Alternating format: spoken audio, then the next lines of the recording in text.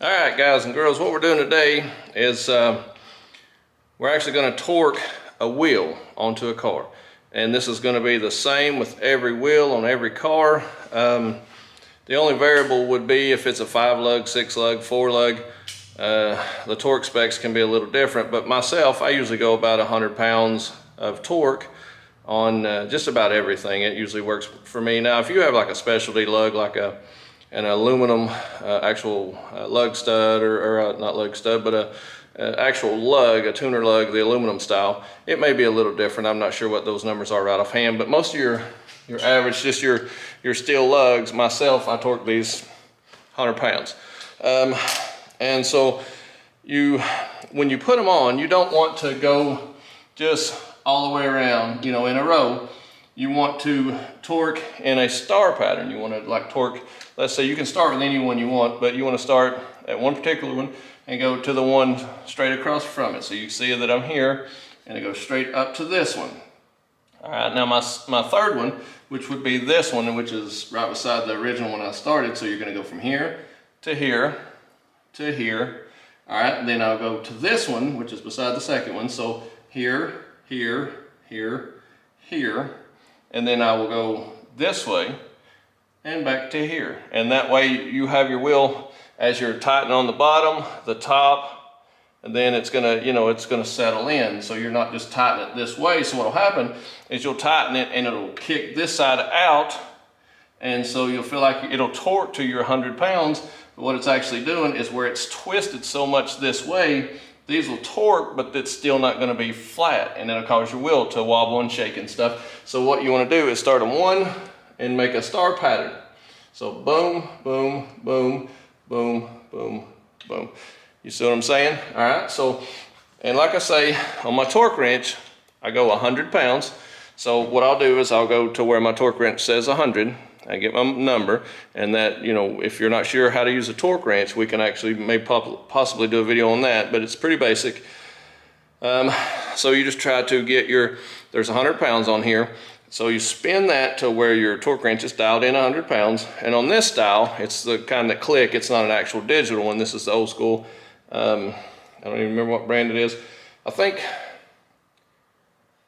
Torin, I can't remember that. I'm thinking that's just a cheap one, that like AutoZone or something, and it doesn't matter. They're usually pretty accurate because they're not going to sell you something. They might, but more than likely you wouldn't think they would sell you something that's going to be not correct and cause a problem. Because if you build motors or any of that and use any kind of torque wrench, if it's wrong, you're going to have problems. It's definitely going to be a problem. So if you're just a DIY kind of guy, do-it-yourselfer, unless you're building real high horse engines and everything has to be precise to the, right on the numbers, you're probably not going to have any issues with a torque wrench. I've never had issues with a torque wrench as far as being, not accurate, or, just the numbers not being correct, and I've never had any issues as far as that. But if you're, set on building some expensive builds and some higher horse stuff, a lot of people do use the digital ones, and the name brand's $250. I think it's about $270. What you see, some of your nicer digital torque wrench start being that, and they just go up from there. Because I've seen them, $500, $600, $700 for some of the higher end torque wrenches. And so with that being said, more than likely you can get one at AutoZone. It's probably going to be as accurate as any, as far as your basic DIY stuff. But yeah, let's. We go 100 and we do our star pattern, and let's show you. What I use too is, nowadays, instead of using the traditional, which you still can if this is what you have, your traditional 4-way, it's called, and it's got 4 options as far as what size your lugs is, and you just rotate it to find, that's their size there. So, and there'll be, because there's standard usually 4 size of actual lug nuts. But what I try to do to just, if you do a lot of work around the shop, you're going to want to buy some type of impact. So use star pattern.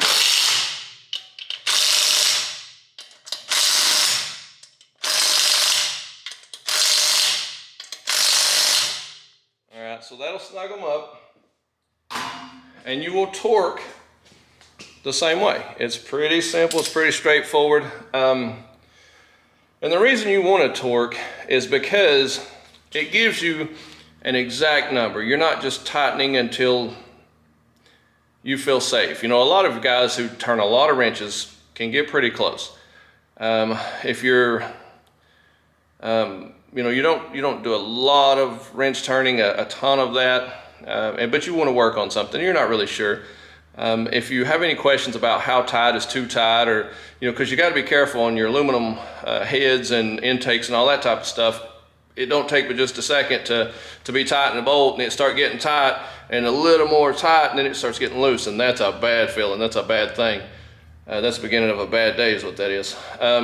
So if you're really just getting into it, or you're not comfortable with how tight or how loose something should be at the beginning stage, or, you know, like myself, I still torque a lot of things because in my head, nothing's ever tight enough. So I always, I tend to go to the too tight side, you know.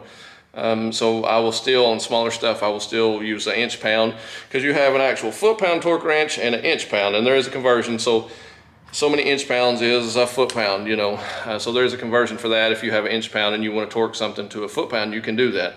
Or so many, if you got foot pound and you want to accurately torque it to an inch pound, there is conversion to, you know, a certain amount of foot pounds divided into inch pounds. You can still find a formula to use either or on most applications. Some of these don't go low enough to get your lower inch pound numbers. You can't get a foot pound low enough on some things. But most of the time you can. Most of these are, you know, you got some pretty good options on these. But the main reason is if you don't get it tight enough, your lug studs will eventually find themselves loosened, and you will start having a wobble, shake kind of condition in your front end of your car, or rear end, wherever it may be. And then it will try to break the actual lug nuts off. So, you know, if it breaks off, one breaks off, then it becomes two. And then when two's broke, then next thing you know, your wheel's coming completely off. And if you're on a 4-lug, that wouldn't take but just a second.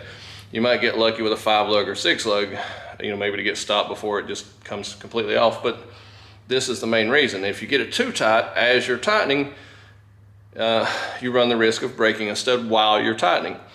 Now, this is probably more so common because, like myself, sometimes I don't know when to stop, you know what I mean? So I try to use a torque wrench on every set of wheels I change. I try to be as accurate as I can, but I still will torque wheels because somebody going down the road is trusting me with that I put their wheels on tight. And so my kids riding in the car, my son, I work on his car, work on my own stuff, some of my friends' cars and other people's cars sometimes. So I just want to know that at the end of the day, I done what I was supposed to, and whoever I've worked on their car is safe. So that's a good practice to do that. But this is for, and a torque wrench, you cannot go wrong if you ever plan on doing any type of work, or even if you plan on doing some of your own replacement on your wheels. If you plan on doing any type of mechanic work, a great investment is a torque wrench. And you can Google just about any type of, you know, foot pound. What does this bolt tighten to? What does this lug stud tighten to? What does this head bolt tighten to? And most of that information's on the internet.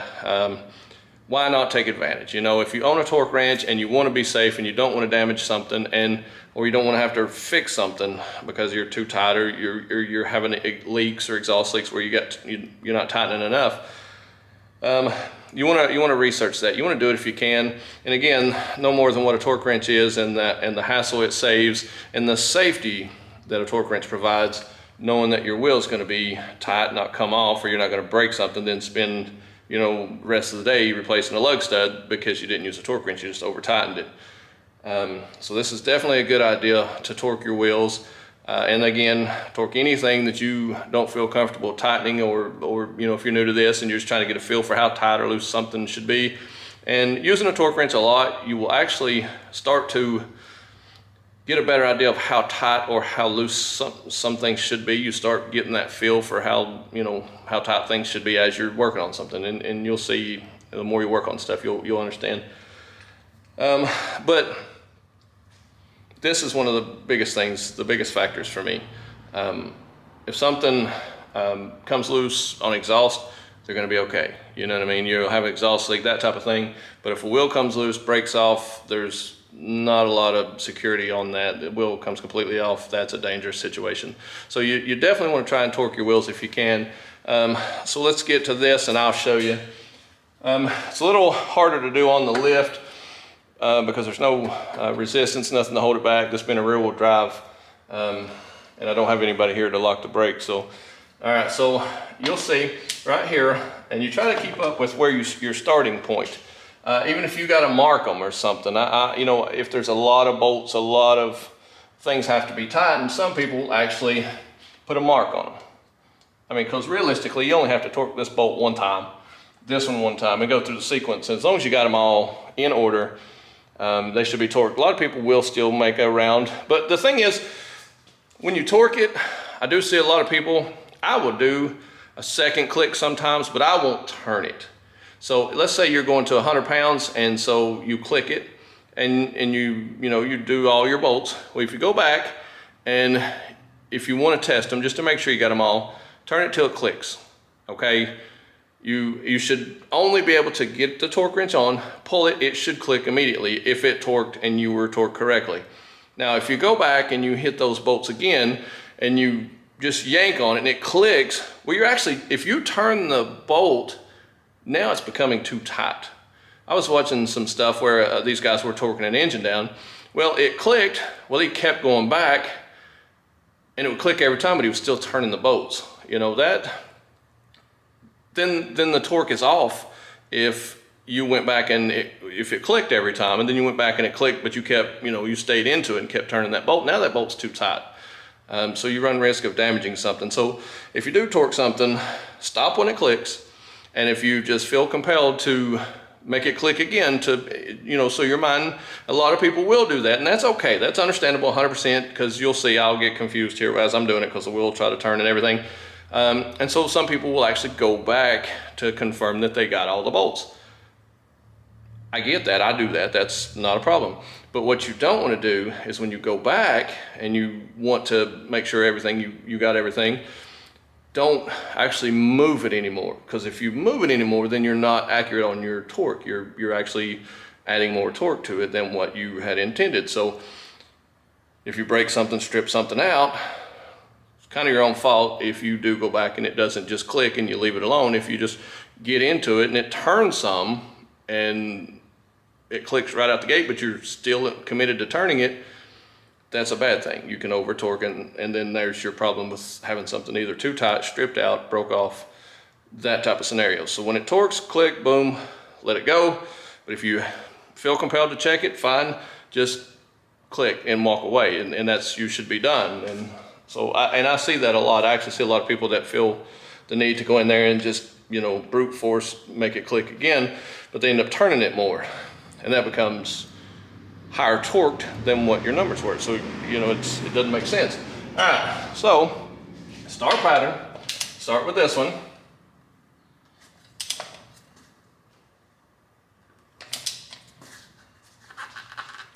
All right, and then we'll go to this one, and some of them will loosen back up. You'll see. As you start torquing, you may get to a bolt and it be a little looser than the other ones, but it shouldn't be one that you've already torqued. All right, so that should give me that one. So boom, boom, and so I go here. You see what I'm doing? All right, so when it clicks, you hear that click, you walk away. Now some, like I say, will be a beep and a green light or something. You'll have a different type of something that informs you you're hitting that mark. All right, so boom, boom, boom. So we should be here.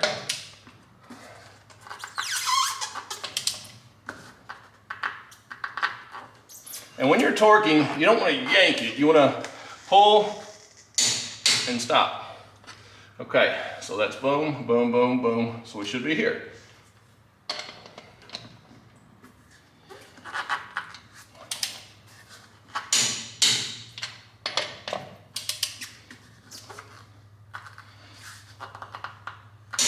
All right, now I'm confident I counted 5 clicks. I might have missed something, I can't guarantee it. But the point I was talking about going back and checking. All right, so let's say I thought I may have missed one, and which happens. So let's say I just wanted to check this one. For some reason, I felt like maybe I missed that one. All right, so I go on this one, and I don't just throw power to making that turn. I want to hear it click. That's where I need to be. I don't need to just get into it with full force. I want to pull on this bar, and it needs to click. If it clicks right then, I'm done. There's no reason to turn this because it is that number that I set out for it to be. So there's no need to turn it. I see a lot of guys, they'll grab that and go to just pulling down just to get to move, and versus just making it click. All I need to do is make it click, because if it clicks, it's torqued. I shouldn't have to grab and give a lot of force in it. Then that becomes over torqued, and that's a bad thing. So if you're doing head studs or bolts or any of that, and you go back into check, all you're looking for is it to click or to beep or whatever your torque wrench does to let you know that it's correct. Then that's where you should be. So that's pretty standard on wheels. Now 6 lugs, it'll be the same thing. It's just add another bolt in. You're still looking at your star pattern. So you'll go, in a star pattern, whatever. You'll actually go, you just don't do 2 side by side. So even if you have a 4 lug, because it's going to be kind of awkward, you're going here and just go the one beside it, and then that way. It's pretty straightforward. You're just staying in a star pattern. So just opposite each time of each bolt. And that's pretty standard putting a wheel on. That's it's a simple task. Main thing on wheels when you take them off, make sure that you have put your jack, and I see this a lot, put your jack in a location that is a correct place to jack it up. You definitely want to when you take that wheel off, you want to make sure that thing's not going to fall on you or roll. Make sure you put some kind of scotch under the tire, you put a brake on, you use jack stands. Safety is key. There's not a car, there's not a thing I own worth one of either the guys that work for me or my son or myself. There's not a thing I own that's worth me losing a hand, an arm, fingers, a leg, getting killed, getting hurt. There's not a thing I own that's worth that. Okay, so you definitely need to be careful. Keep in mind these things can roll. If you forgot to put the brake on, if you're doing a front wheel drive and you're jacking the front up, there's nothing to hold the back if you don't put the e-brake on. All right, so if you jack the back up on a rear wheel drive, the front ones will roll. Okay, so you got to keep that stuff in mind. So it's probably a good idea to chock the tires if you're taking the backs off or front, and make sure you put your jack somewhere where it's not going to come off the jack. You have to be careful with this stuff, especially if you're new at this, you don't have a lot of experience. There is jacking points that is designated to put your jack. In the front of the cars, a lot of times they're on the sides. You'll see there's actually a supported piece of metal in a lot of these, but if it's got a full frame, like this is going to be a frame here, this is where you would jack this up. Some of your unibody cars, like your front wheel drive cars, will actually have a hardened steel thing kind of incorporated into this piece of trim. So you don't want to bend your car all to pieces, by missing that, but you can look under a lot, you'll see there's a plate, a hardened steel plate behind a lot of your front wheel drive cars, or it's usually a bar about yay long, it's real thin and yay long, and it's usually this way with the car, so you can get your jack under there. And I always use a jack stand too after you jack it up, especially if you're going to be doing a lot of work. Now, if you're going to be just jacking it up, replacing the tire, one off, one back on, it's not going to be sitting, there's no kids going to be playing around or that type of thing. You're more okay of doing it, just be careful. Because it could get dangerous quick. And a lot of guys, even guys that's been doing it for years, get a little hurriedly trying to change something or work on something and make mistakes too. So for the guys that's been doing this type of stuff for years, be careful too. Don't take for granted that it's not gonna roll, that it's, whatever. We got kids now, just worry about your babies. Don't get yourself hurt. You gotta take care of your family. You gotta make sure you're okay. So just be careful doing this. And if you're new, definitely pay attention. And if you just don't know where to jack it up, take the time, back up for a minute, and don't just throw it under there. I've got to hurry, I've got to get this done, I got to go somewhere, and then get yourself hurt. There's nothing you probably are going to go do that you have to change the tire that's worth you getting yourself hurt. And if you get hurt, you're probably not going to go where you were going anyway. So take the time, do it correctly. As far as taking a wheel off, once you get it correctly jacked up and safely, it's usually pretty straightforward. I don't have any certain method to taking them loose. I just make sure it's jacked up. Sometimes you can have somebody get in the car. Again, if it's safely jacked up where somebody can sit in it, you know, with the car not moving or rolling, you can have them hold the brake, and you can hold your tires. A lot of times what I will do before, if I'm especially by myself, I work a lot by myself. What I will do is I will actually loosen the lugs just a little bit before I jack it up. Just enough, not crazy loose or anything. Just, I'll get down there, I'll loosen it just enough to know when I get it jacked up, I'm not gonna have problems getting it loose. So I even take my axle nuts the same way. Before I ever jack a car up, I'll take the axle nuts loose on a front wheel drive before I jack it up, because it's a lot easier with the weight of the car on it without it trying to move around, or, you know, trying to pull it with it, you know, on the car, or up in the air rather, where it's spinning and you're trying to fight it. But yeah, that's pretty much straightforward about changing or just torquing some lug nuts down. Again, now if you have like aluminum lug nuts or some kind of tuner lug nuts, the numbers may be different, and they actually have sockets that have a protective sleeve in them for like the aluminum lug nuts. So like if you've got a performance or aftermarket set of aluminum lug nuts, they tend to bend and scratch and get damaged with the standard socket. So you can buy, I think even Harbor Freight has them now, that they have like a liner inside of those, and you can slide it on your aluminum lug nuts and you can turn them and it won't actually damage the exterior of the aluminum lug nuts. But the torques could possibly be a little different. I'm trying to think. You may want to check on that to be sure. I can actually Google that and see too, but some of your tuner lugs may call for different specifications as far as, you know, the torque specs. And the only difference is you just put a different number on your torque wrench. But if you don't want to damage your aftermarket lugs or studs, you can definitely buy sockets to fit those. And that's something I suggest if you're into the tuner scene and you plan on changing your wheels or doing some work on your car, brakes, upgrades, and that type of stuff, you definitely want to go ahead and try to get those. I've moved my shop, so I don't know where any of my stuff is. But this is what I got right now.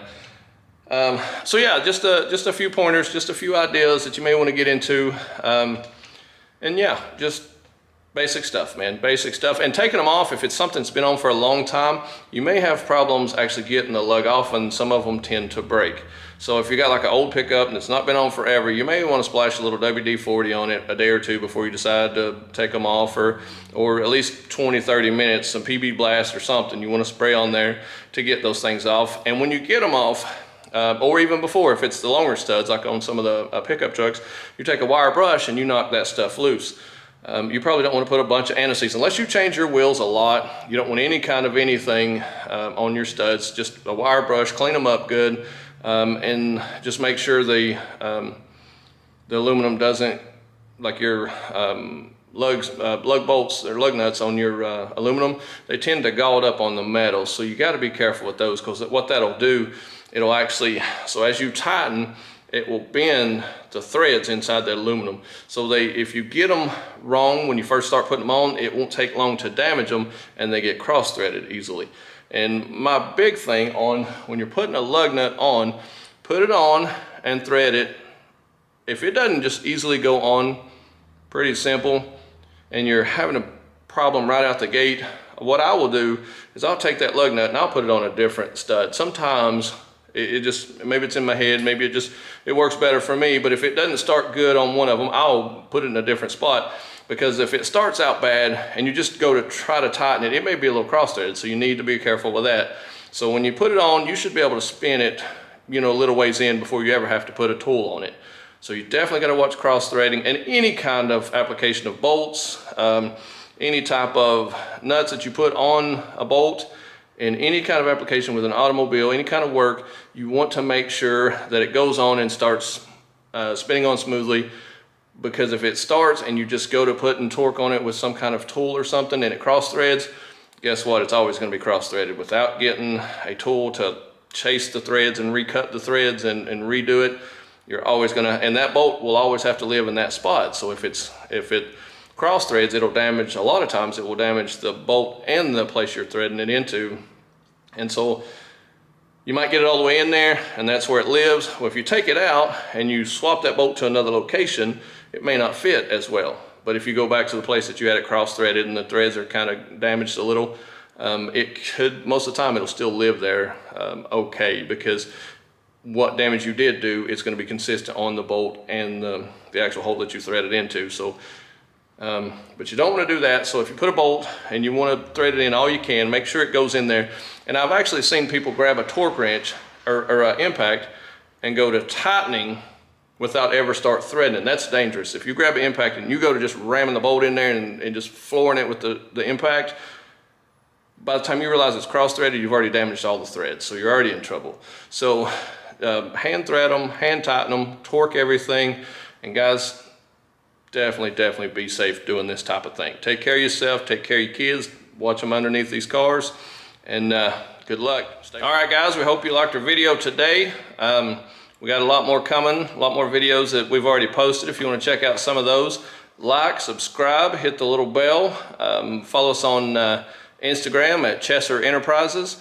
On Facebook, we're doing all that type of stuff. We're shooting the videos on a regular basis. If you have anything you want to see, any kind of brake jobs, oil changes, that type of stuff on particular vehicles, just give us a shout. Any kind of suggestions, anything you want to throw at us there, just stay tuned, keep following us. Appreciate you watching our videos. All right, thanks guys. Stay with us, and let's see what we do next.